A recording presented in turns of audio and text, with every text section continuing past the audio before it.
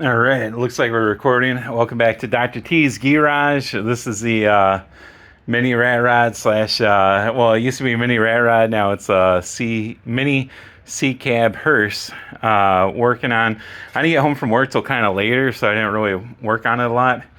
Plus, I'm super tired. My boxer's been kind of sick, so he kind of kept me up most of the night, so I'm tired today, but trying to mock up.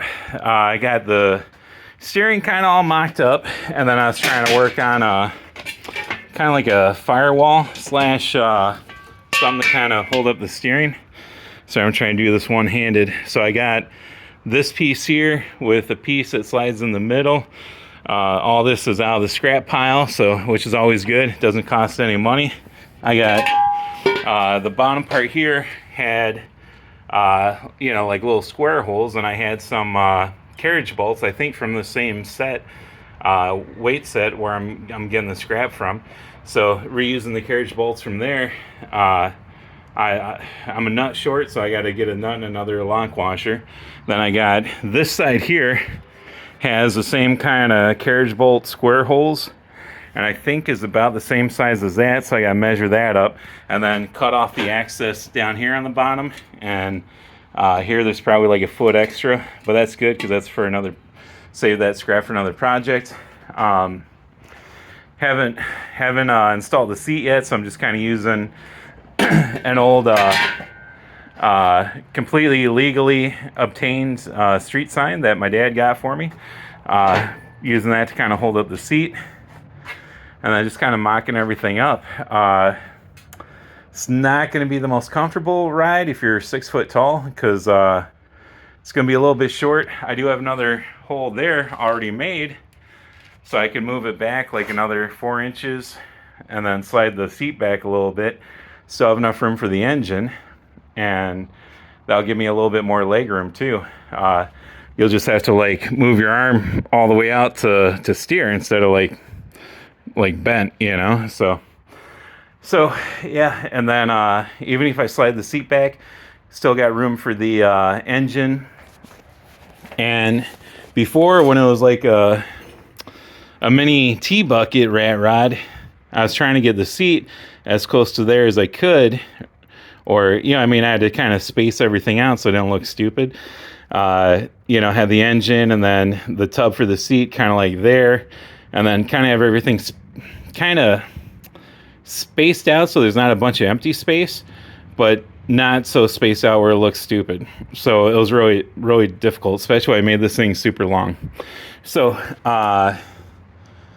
basically the C-cab will kind of help with that, because even if I have this kind of long here where it looks kind of like a dragster sort of, the C-cab part, I can, because it's just going to be wood, I can extend that farther back if I want to kind of give it like an even longer thing. And the C-cab, I'm probably going to make it where I can just pop it off. That way this fits in the back of the truck, and I just set the C-cab over the middle part, and then when I get to wherever I'm going, bolt the C-cab back up to the back part. So hang over probably a foot or two, whatever it takes to kind of make it look really cool. So slowly but surely, weekends there's a lot of car shows and stuff going on, so not working on it as much as I'd like to. Also the rat rod shoebox transmission's going on that, so it's at the point where I'm like, all right, hopefully it's just something in the linkage and I can fix it myself. Otherwise I just don't have time to pull a transmission, rebuild it, put it back in.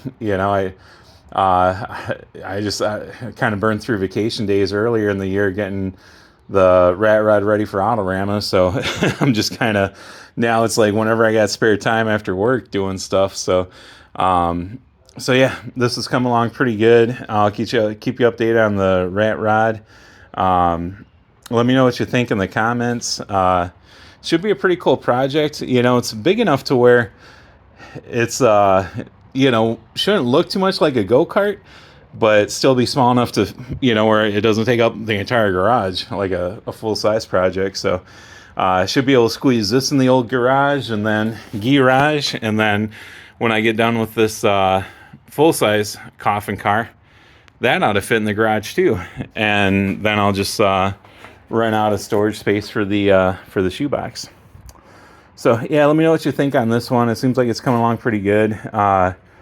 Mostly, other than the actual go-kart parts, like the steering, wheels. These wheels I bought used on Facebook Marketplace, so they're pretty cheap. Those ones I think were at Harbor Freight for probably on sale $8 or something. Let's see, this bar here I had to buy, obviously, tag's still on it.